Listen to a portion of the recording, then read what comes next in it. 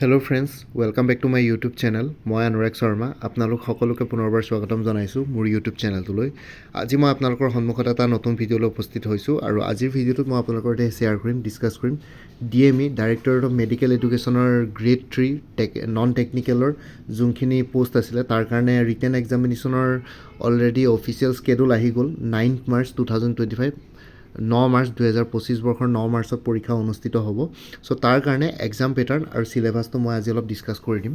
চ' আপোনালোকৰ exam পেটাৰ্ণত stage 1ত এটা written examination থাকিব। ৰিটেন এক্সামিনেশ্যন মানে objective type OMR based written examination এটা হ'ব। তাতে OMR চিটত আপোনালোকে পৰীক্ষা দিব লাগিব আৰু তাতে এটা কুৱেশ্যনৰ এগেইনষ্টে 4টা অপশ্যন থাকিব। সেইটো 100 মাৰ্কছৰ এটা ৰিটেন এক্সাম হ'ব ষ্টেজ 1ত।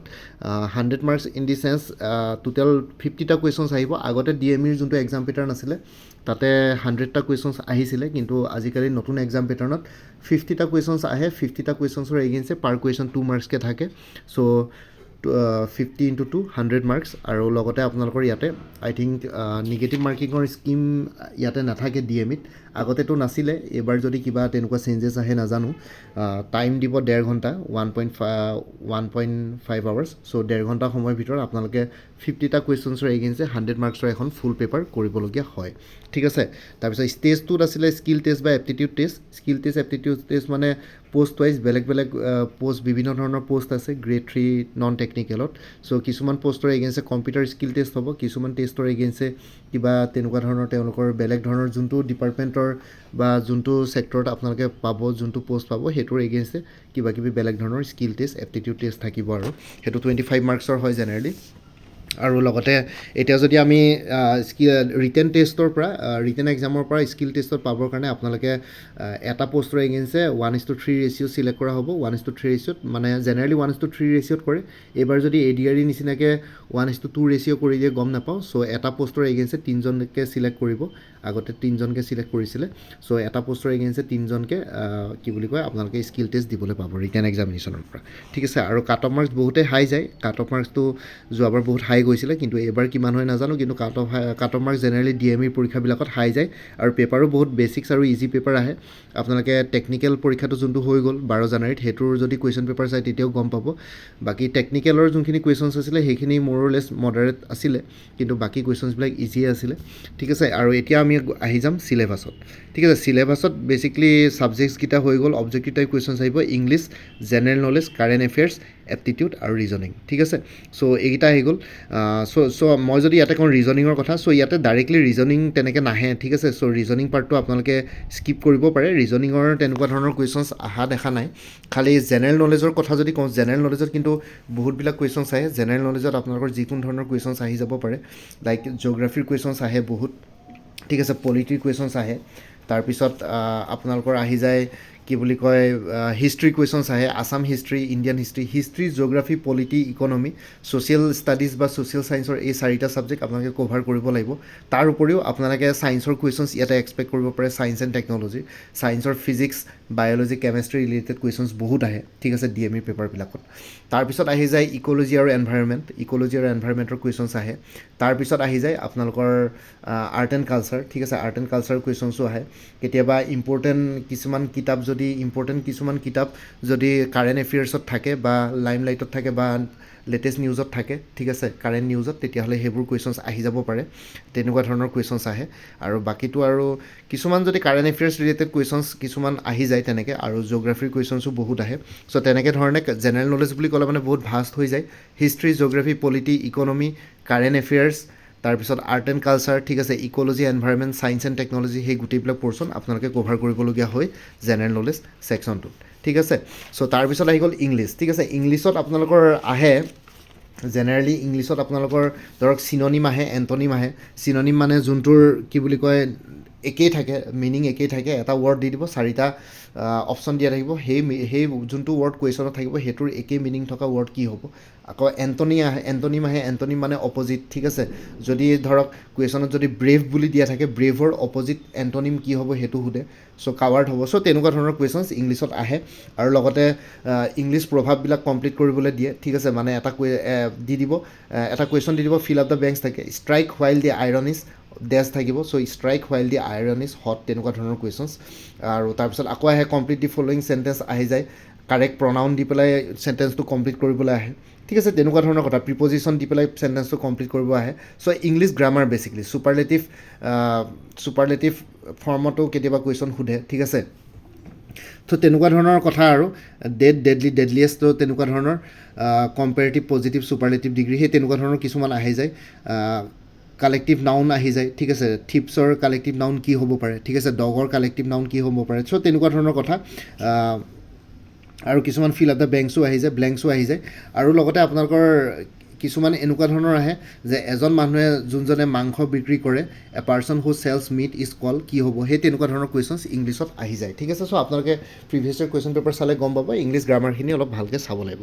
আৰু কাৰেণ্ট এফেয়াৰ্ছৰ কথাটো ক'লোৱে জেনেৰেল নলেজ আৰু কাৰেণ্ট এফেয়াৰ্ছ মই অলৰেডি ডিছকাছ কৰিলোঁ এতিয়া আহি গ'ল এপ্টিটিউড ৰিজনিং ঠিক আছে চ' ৰিজনিঙৰ জেনেৰেলি কুৱেশ্যনছ তেনেকৈ মই দেখা নাপাওঁ আজিকালি ৰিচেণ্ট হেৰিত চ' ৰিজনিং হ'লেও আপোনালোকৰ ব্লাড ৰিলেশ্যনৰ কেতিয়াবা কুৱেশ্যনছ আহি যাব পাৰে অমুকৰ যদি অমুক আছিলে লাষ্টত অমুকৰ ৰিলেশ্যন তমুকৰ লগত কি সেই তেনেকুৱা ধৰণৰ কুৱেশ্যনছ ব্লাড ৰিলেশ্যনৰ কুৱেশ্যন আহি যাব ৰিজনিঙত আৰু লগতে এলফাবেটিকেলৰ কিছুমান কুৱেশ্যনছ আহিব পাৰে ঠিক আছে যেনেকৈ আপোনালোকৰ এলফাবেট ছিৰিজৰ কিছুমান ৰিজনিঙৰ কুৱেশ্যনছ আহি যাব পাৰে চ' ABBCCD তেনেকুৱা ধৰণৰ কুৱেশ্যনছ ৰিজনিঙৰ দুই এটা আহি যাব পাৰে এনেই জেনেৰেলি মেথছ আৰু ৰিজনিং ছেকশ্যনৰ পৰা এনেই 10টা কুৱেশ্যন আহে চ' তাৰ ভিতৰত আপোনালোকে মেথছৰ খালি ADR-ৰ নিচিনাকৈ ক্লাছ 10 লেভেলৰ জিঅ'মেট্ৰি পৰ্চনটো ভালকৈ চাব চিম্প্লিফিকেশ্যন চাব ঠিক আছে চিম্প্লিফাই আহিব HCF LCM চাব ঠিক আছে তাৰপিছত কি বুলি কয় প্ৰব্লেমছ ৰিলেটেড টু এজ ঠিক আছে বাপেকৰ বয়স যদি ইমান পুতেকৰ বয়স যদি ইমান আছিলে নেক্সট 4 ইয়াৰ্ছত বাপেকৰ বয়স আৰু পুতেকৰ বয়সৰ ডিফাৰেঞ্চ কি সেই তেনেকুৱা ধৰণৰ কুৱেশ্যনছ ইয়াতে আহি যায় ঠিক আছে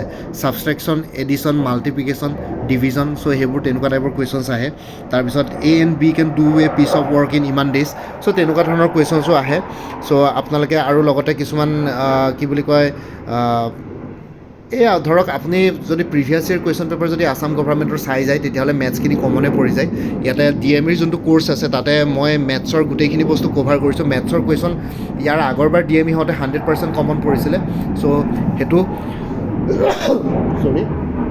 আপোনালোকে চাই যাব পাৰে ঠিক আছে চ' সেই তেনেকুৱা ধৰণৰ কুৱেশ্যনছ কিছুমান আহিব পাৰে মেথছৰ ছেকশ্যনৰ পৰা চ' মই ক'লোৱে আৰু জিঅ'মেট্ৰিৰ কুৱেশ্যনছ বহুত আহে মেথছৰ ছেকশ্যনত আপোনালোকে চিম্প্লিফিকেশ্যন চাব HCF LCM চাব জিঅ'মেট্ৰি চাব আৰু লগতে ৰিজনিঙত আপোনালোকে ব্লাড ৰিলেশ্যনৰ কুৱেশ্যন আহিব পাৰে ডাইৰেকশ্যনৰ কুৱেশ্যন আহিব পাৰে ঠিক আছে এলফাবেটিকেল ছিৰিজৰ কুৱেশ্যনছ আহিব পাৰে আৰু বাকীটো ক'লোৱে চিম্প্লিফিকেশ্যন আহিব কম্পাউণ্ড ইণ্টাৰেষ্ট চিম্পল ইণ্টাৰেষ্ট চ' সেনেকুৱা ধৰণৰ কুৱেশ্যনছ আহে জিঅ'মেট্ৰিক কুৱেশ্যনছ আহে সেইবোৰ আপোনালোকে প্ৰিভিয়াছ ইয়াৰ কুৱেশ্যন পেপাৰ যদি গোটেইবিলাক ছল্ভ কৰি যায় কমনে পৰি যায় ঠিক আছে ৰিপিট হৈ থাকে আৰু মই যোনটো DME কোৰ্চ আছে সেইটোত গোটেইখিনি বস্তু কভাৰ কৰাই হৈছে মেথছেই হওক বা GK হওক কাৰেণ্ট এফেয়াৰ্ছেই হওক ইংলিছেই হওক গোটেইখিনি বস্তু কভাৰ কৰা আছে DME কোৰ্চটোত ঠিক আছে এতিয়া হৈ গ'ল চিলেবাছ ডিছকাছ কৰিলোঁ এতিয়া মই কোৰ্চখিনিৰ কথা কৈ দিছোঁ চ' কোৰ্চবিলাক হ'ল প্ৰথমতে মই DMEৰ কথাই কৈছোঁ বাৰু DME গ্ৰেড 3 ফুল কোৰ্চ এভেইলেবল আছে 350 ৰুপিছত এই কোৰ্চটো ল'ব পাৰে তাতে গোটেইখিনি বস্তু কভাৰ কৰা হৈছে কোৰ্চটোত আপোনালোকে লৈ চাব পাৰে 350 ৰুপিছত আৰু কোৰ্চটো PDF ফৰ্মেটত এভেইলেবল আছে আৰু লগতে আপোনালোকৰ এক্সট্ৰা ছাপৰ্টৰ কাৰণে এক্সট্ৰা ৱেটেজৰ কাৰণে আপোনালোকক মই কিছুমান এক্সটাৰ্নেল ৱেবছাইট বা আপোনালোকৰ কি বুলি কয় ভিডিঅ'ৰ লিংকো দি দিম চ' সেইবিলাকো আপোনালোকে চাই ল'ব পাৰিব ঠিক আছে আৰু ADR-E 3.0 গ্ৰেড 3 গ্ৰেড 4ৰ কাৰণে ফুল কোৰ্চ এভেইলেবল আছে 350ত যিহেতু আমাৰ honourable chief minister of Assam doctor Himanta Biswa শৰ্মাই অলৰেডি ADR-E কথা কৈছিলে APSC enforcement inspector full course available আছে full course plus mock solve paper যদি লয় তেতিয়াহ'লে 400 ৰুপিজ অনলি ফুল কোৰ্চ ল'লে এনফৰ্চমেণ্ট ইনস্পেক্টৰ 375ত আৰু অকল মক বা মডেল কুৱেশ্যন পেপাৰখন ল'লে 50 ৰুপিজ তাৰপিছত গুৱাহাটী হাইকোৰ্টৰ জুডিচিয়েল এছিষ্টেণ্টৰ পৰীক্ষা হ'বলৈ গৈ আছে ঠিক আছে গুৱাহাটী হাইকোৰ্টৰ জুডিচিয়েল এছিষ্টেণ্টৰ পৰীক্ষা ফেব্ৰুৱাৰী 16 তাৰিখে হ'বলৈ গৈ আছে তাৰ কাৰণে ফুল কোৰ্চ এভেইলেবল আছে 375ত তাৰপিছত আহি গ'ল APSCৰ এছিষ্টেণ্ট একাউণ্টছ অফিচাৰ APDCL AHDCLৰ কাৰণে ফুল কোৰ্চ এভেইলেবল আছে জেনেৰেল ইংলিছ জেনেৰেল নলেজ আৰু মেথমেটিক্স ডেছক্ৰিপটিভ তিনিখন পেপাৰৰ ওপৰত 400ত আৰু কোনোবাই যদি একাউণ্টেঞ্চি কোৰ্চ ছাবজেক্ট হিচাপে ল'ম বুলি ভাবিছে তেতিয়াহ'লে আপোনালোকে একাউণ্টেঞ্চি কোৰ্চ ছাবজেক্টৰ এক্সটাৰ্নেল লিংক এটা পাই যাব সেইটো ফ্ৰীলি এভেইলেবল আছে সেইটো 3000 MCQs কভাৰ কৰা হৈছে বাকী ষ্টেটিষ্টিক্স আৰু মেথমেটিক্স ৰিলেটেড মোৰ তাত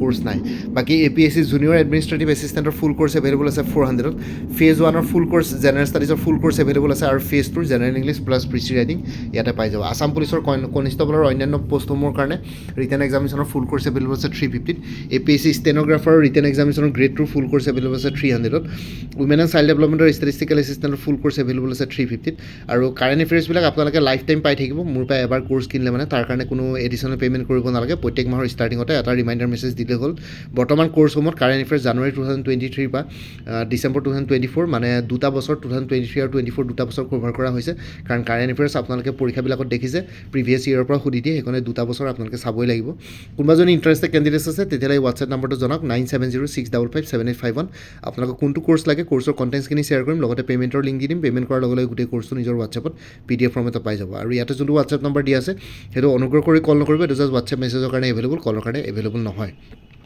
বাকী আগতে যদি মোৰ পৰা কোনোবাই কিবা যদি কোৰ্চ লৈ থৈছিলে এবাৰ জনাই দিব কাৰণ বহুতবিলাক কি বুলি কয় আছাম গভৰ্ণমেণ্টেই হওক বা APSCয়ে হওক বা যিকোনো তেনেকুৱা ধৰণৰ কম্পিটিটিভ এক্সামছবিলাকৰ কোৰ্চবিলাক একেই থাকে চ' সেইটো কাৰণে মানে চিলেবাছ একেই থাকে চ' সেইটো কাৰণে আপোনালোকে আগতে যদি কোনোবাই কিবা মোৰ পৰা কোৰ্চ লৈ থৈছিলে তেতিয়া আগৰ মেটেৰিয়েলছখিনি বাদ দি যোনখিনি এডিশ্যনেল মেটেৰিয়েলছ লাগিব সেইখিনি ল'ব পাৰে ঠিক আছে চ' কোৰ্চেছবিলাক আৰু এবাৰ কৈ দিছোঁ ADRE 3.0 ফুল কোৰ্চ এভেইলেবল আছে 350ত DSS DME IASৰ গ্ৰেড 3 ফুল কোৰ্চ এভেইলেবল আছে 350ত APSC enforcement inspector full course available আছে Guwahati হাইকোৰ্টৰ judicial এছিষ্টেণ্টৰ full course available আছে APSC assistant accounts officer APDCL AEGCLৰ কাৰণে ফুল কোৰ্চ এভেইলেবল আছে APSC জুনিয়ৰ এডমিনিষ্ট্ৰেটিভ এছিষ্টেণ্টৰ ফুল কোৰ্চ এভেইলেবল আছে Assam police constable আৰু অন্যান্য পষ্টসমূহৰ কাৰণে ফুল কোৰ্চ এভেইলেবল আছে APSC stenographer grade 2 full course available আছে উইমেন এণ্ড চাইল্ড ডেভেলপমেণ্টৰ ষ্টেটিষ্টিকেল এছিষ্টেণ্টৰ ফুল কোৰ্চ এভেইলেবল আছে আৰু লগতে আপোনালোকক ক'লোৱে কাৰেণ্ট এফেয়াৰ্ছ আপোনালোকে মান্থলি পাই থাকিব জানুৱাৰী মাহটো কমপ্লিট হোৱাৰ পিছত ফেব্ৰুৱাৰী মাহত কাৰেণ্ট এফেয়াৰ্ছ পাই যাব আৰু ভিডিঅ' ডেছক্ৰিপশ্যনৰ কমেণ্ট ছেকশ্যন চেক কৰক তাতে ভিডিঅ' ডেছক্ৰিপশ্যনৰ এটা প্লেলিষ্টৰ লিংক দিয়া আছে